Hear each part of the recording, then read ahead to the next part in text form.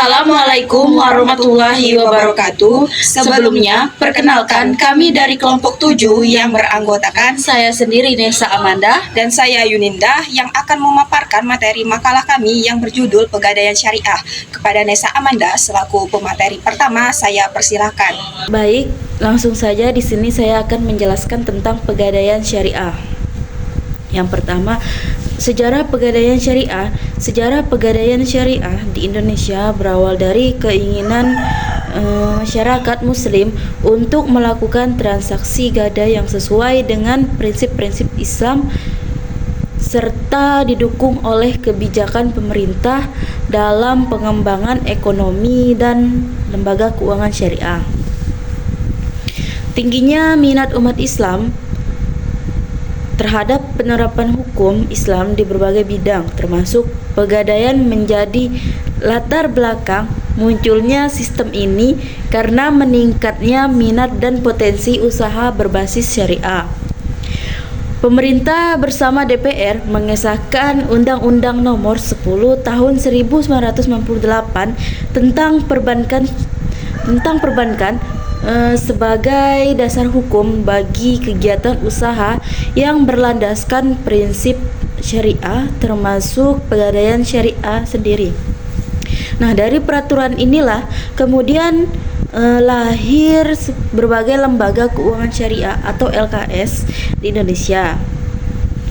Ide pertama untuk mendirikan pegadaian syariah muncul setelah beberapa direktur melakukan studi banding ke Malaysia.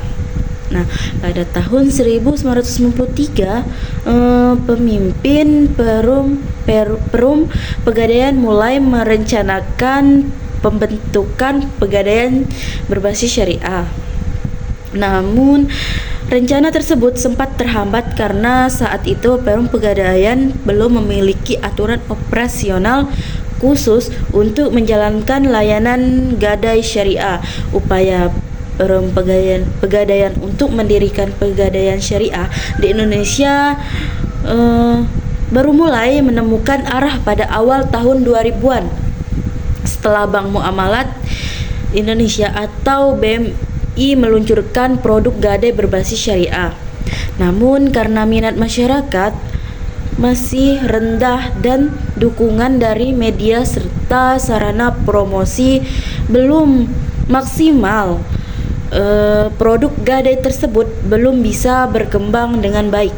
Nah, oleh karena itu, Perum Pegadaian memutuskan untuk bekerja sama sebagai Bank Muamalat Indonesia atau BMI. Dalam menerapkan sistem pegadaian syariah, pada bulan Mei 2002, kerjasama resmi antara Perum Pegadaian dan BMI ditandatangani untuk meluncurkan pegadaian syariah. Yang kedua itu ada pengertian pegadaian syariah atau gadai menurut Islam disebut juga dengan al-ran yang berasal dari kata rahana yarhanu rahnan yang berarti menetapkan sesuatu. Ar-ran disebut juga al-subut wa al-dawam yang artinya tetap, kekal, lestari, dan jaminan yang berarti menahan suatu barang yang dijadikan jaminan. Maksudnya suatu barang dijadikan sebagai penahan utang oleh pihak yang berutang apabila belum mampu melunasi kewajibannya. Nah, secara bahasa, gadai atau rahu berarti menahan, menjaga, atau menjadikan sesuatu sebagai jaminan. Jadi, ran bisa diartikan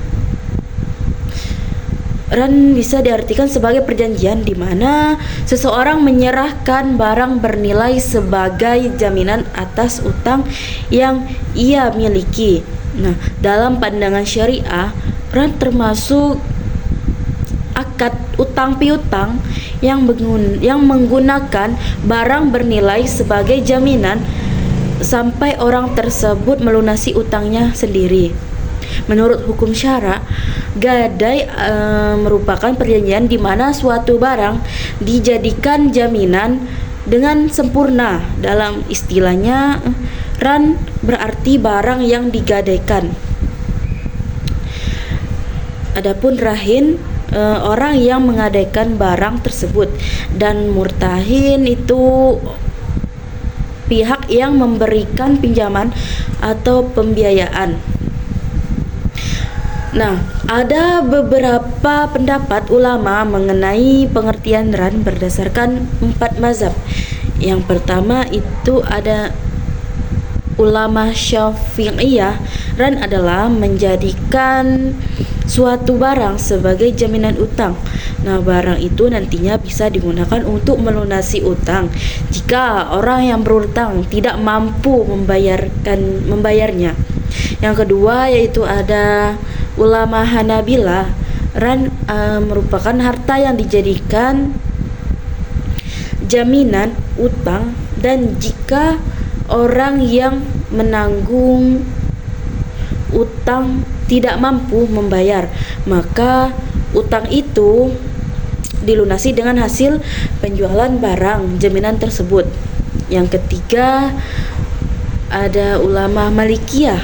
Ran merupakan barang yang memiliki nilai dan diambil dari pemiliknya untuk dijadikan jaminan atas utang, baik utang yang sudah pasti maupun utang yang belum pasti.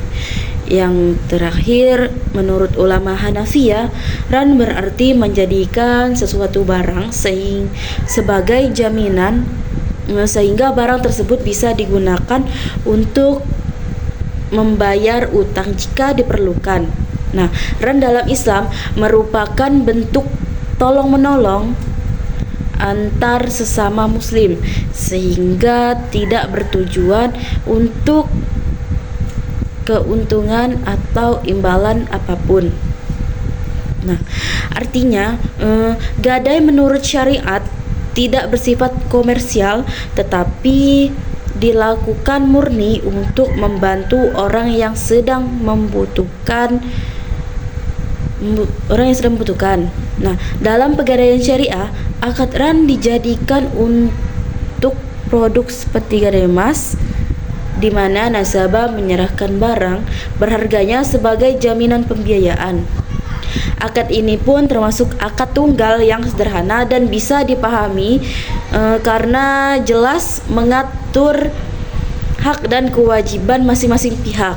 Keunggulan akad ran merupakan risikonya rendah bagi lembaga karena ada jaminan barang berharga, sementara nasabah juga tidak dikenakan bunga mereka yang membayar biaya pemeliharaan yang sesuai dengan aturan syariah.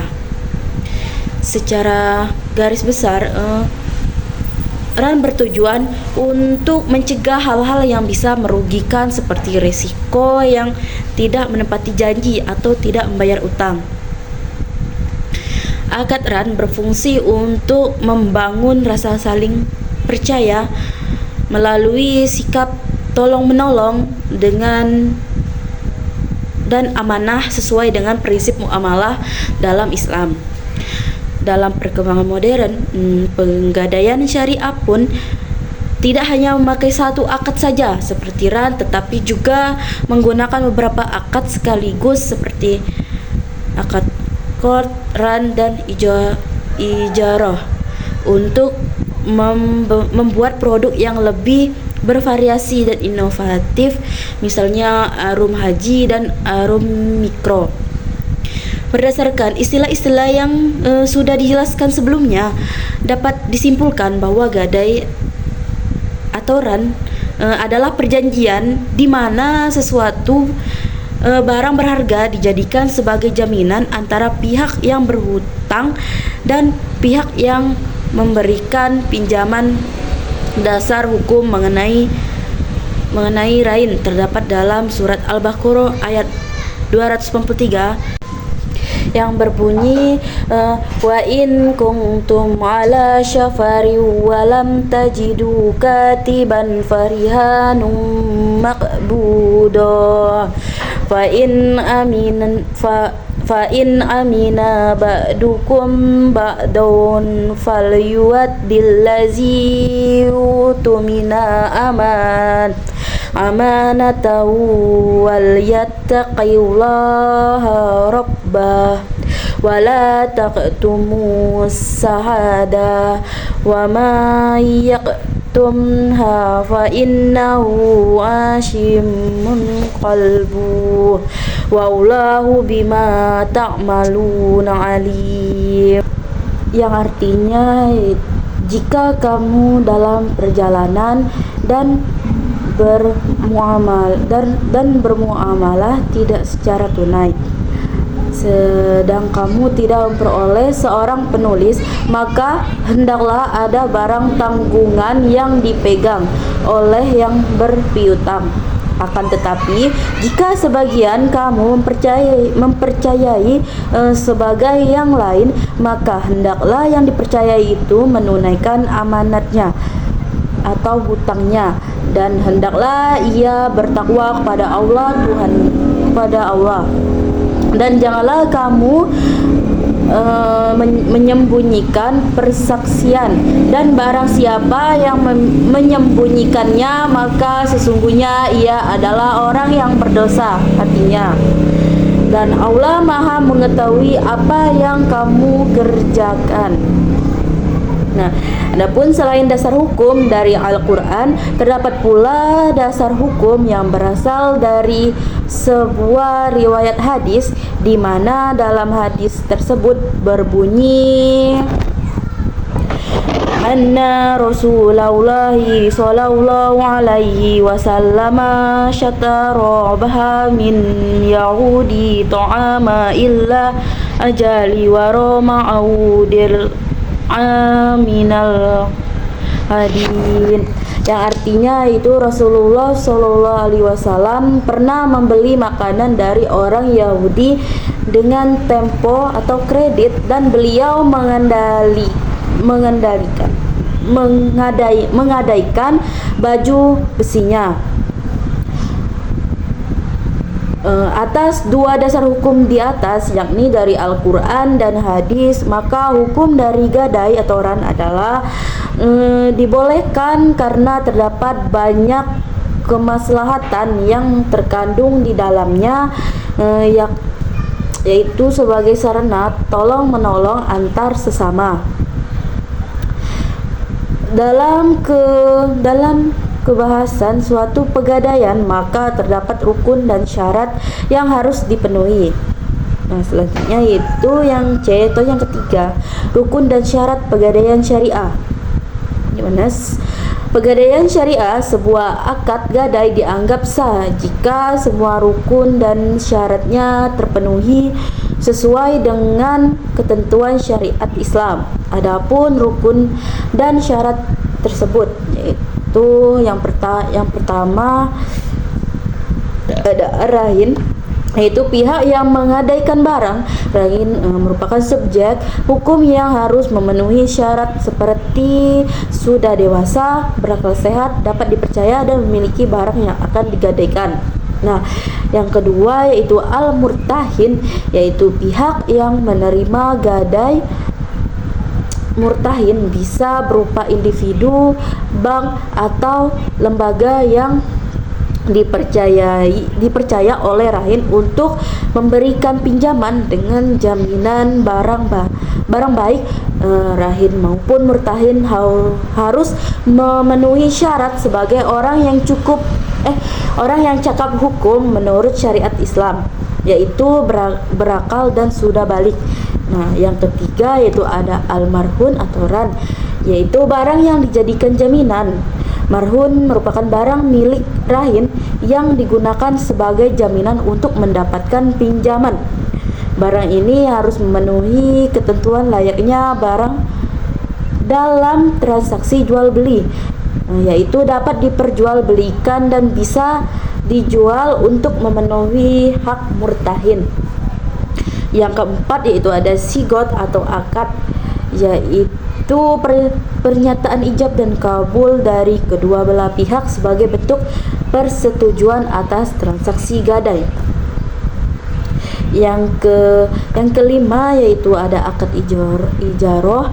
Akad ijaroh merupakan proses pemindahan hak penggunaan barang dan jasa dengan imbalan pembayaran sewa tanpa mengubah kepemilikan barang tersebut.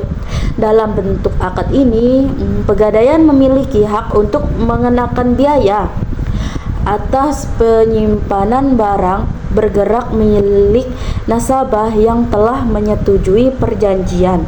Proses yang berlangsung dalam lembaga pegadaian syariah dimulai dari akad nasabah, diikuti oleh penyerahan barang yang akan digadaikan.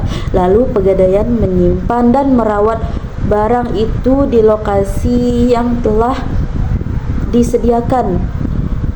Biaya penyimpanan barang serta semua aktivitas yang terkait memberikan dasar bagi pegadaian syariah untuk membebankan biaya sewa kepada pemohon sesuai dengan kesepakatan antara kedua belah pihak. Biaya sewa atau bunga dihitung berdasarkan jumlah uang yang dipinjam. Nah, sedangkan gadai hak yang dimiliki oleh seorang kreditur atas barang yang bergerak yang diberikan kepadanya oleh debitur atau orang lain atas nama debitur. Gadai ini memberi wewenang kepada debitur untuk mengambil kembali pelunasan dari barang yang digadaikan sebelum kredit lain, namun biaya untuk melelang barang tersebut dan biaya yang sudah dikeluarkan untuk menyelamatkan barang setelah digadaikan harus didahulukan. Nah, yang keenam ada akad al-wakalah, perwakilan atau al-wakalah menurut bahasa Al-Hafiz Al-Kifayah, Al-Daman, dan Al-Tafwid, penyerahan, pendelegasian, dan pemberian mandat. Sedangkan adapun syarat gadai syariah atau RAN sebagai berikut, yaitu yang pertama ada persyaratan untuk pihak yang melakukan transaksi atau akid, yaitu pihak yang memberikan dan menerima barang gadai harus memenuhi kondisi sudah dewasa, dalam keadaan berakal, dan memiliki kemampuan untuk mengelola rus atau ras. Yang kedua, persyaratan marhun, barang yang digadaikan. Yang pertama itu ada marhun, haruslah saling yang memiliki nilai sehingga mampu menutupi utang ketika rahin tidak bisa melunasi pinjamannya. Yang B, marhun merupakan kepunyaan orang yang melakukan pegadaian atau orang yang mendapatkan izin untuk menggunakan barang tersebut sebagai jaminan. Yang C, marhun wajib memiliki spesifikasi yang jelas mengenai jenis, ukuran, dan karakteristiknya. Yang terakhir, persyaratan yang berkaitan dengan utang adalah utang yang bersifat wajib. Baiklah, selanjutnya yaitu materi selanjutnya akan dijelaskan oleh rekan saya yaitu Yuninda. Pada Yuninda kami persilakan.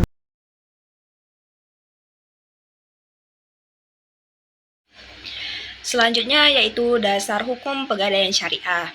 Munculnya gadai syariah bermula dari keinginan untuk memperbaiki sistem gadai yang sudah ada sejak zaman penjajahan Belanda. Pelaksanaan gadai syariah sendiri berlandaskan pada Fatwa DSN nomor 25 tahun 2002 tentang rohan. Dalam fatwa ini dijelaskan bahwa masyarakat membutuhkan layanan pinjaman uang dengan jaminan barang, sehingga lembaga keuangan syariah perlu menyediakan produk gadai yang sesuai dengan aturan Islam. Karena itu, DSN menetapkan fatwa sebagai pedoman dalam menjalankan akad rohan, yaitu konsep menahan barang sebagai jaminan utang. Selain itu, ada juga Fatwa DSN nomor 26 tahun 2002 tentang mengatur secara khusus tentang rahan emas, karena banyak masyarakat yang menggunakan emas sebagai barang berharga yang mudah dijadikan jaminan. Masyarakat memang sudah lama terbiasa menyimpan emas dan menggunakannya sebagai jaminan ketika membutuhkan pinjaman. Agar praktik tersebut tetap sesuai syariah, DSN merasa perlu mengeluarkan fatwa yang menjadi pedoman resmi. Selanjutnya, Fatwa DSN nomor 68 tahun 2008 tentang rohan tasjili menjelaskan bahwa pemberi pinjaman boleh mengeksekusi atau menjual barang jaminan yang masih dipegangnya apabila terjadi pelanggaran atau gagal bayar, selama tetap sesuai dengan prinsip syariah. Dengan adanya fatwa-fatwa tersebut, praktik pinjam-meminjam dengan jaminan rohan dinyatakan boleh dilakukan selama memenuhi ketentuan syariah yang telah ditetapkan. Adapun beberapa ketentuannya sebagai berikut. Yang pertama yaitu orang yang menerima gadai atau murtahin boleh menahan barang jaminan sampai utang dari peminjam atau rahin lunas. Yang kedua, barang yang digadai dan keuntungan dari barang tersebut tetap milik peminjam.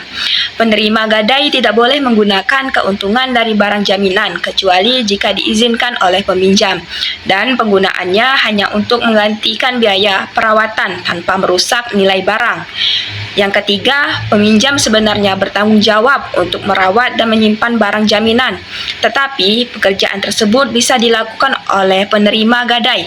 Meskipun begitu, biaya perawatannya tetap harus dibayar oleh peminjam.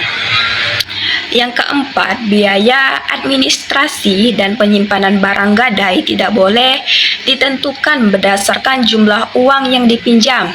Yang kelima, barang yang dijamin akan dijual jika yang pertama, ketika waktu pelunasan tiba, penerima gadai wajib mengingatkan peminjam untuk segera membayar utangnya. Yang kedua, jika utang tetap tidak dibayar, barang jaminan bisa dijual paksa. Yang ketiga, utang dari hasil penjualan akan dipakai untuk melunasi utang serta membayar biaya perawatan, penyimpanan, dan penjualan. Yang keempat, jika ada uang sisa dari penjualan, sisa uang itu milik peminjam. Jika uang hasil penjualan tidak cukup untuk melunasi semua biaya, peminjam tetap harus membayar kekurangannya. Nah, selanjutnya yaitu prinsip utama pegadaian syariah. Pegadaian syariah memiliki 3 prinsip dasar yang bersumber dari ajaran ekonomi Islam. Prinsip-prinsip ini fokus pada hubungan manusia dengan Tuhan, sekaligus menjaga keseimbangan antara kehidupan dunia dan kehidupan akhirat. Adapun ketiga prinsip tersebut yaitu yang pertama, prinsip tauhid, yaitu prinsip yang mengesahkan Tuhan. Prinsip ini memandang bahwa kegiatan gadai dapat mengurangi sifat materialistis karena ketaatan kepada Allah adalah prioritas utama.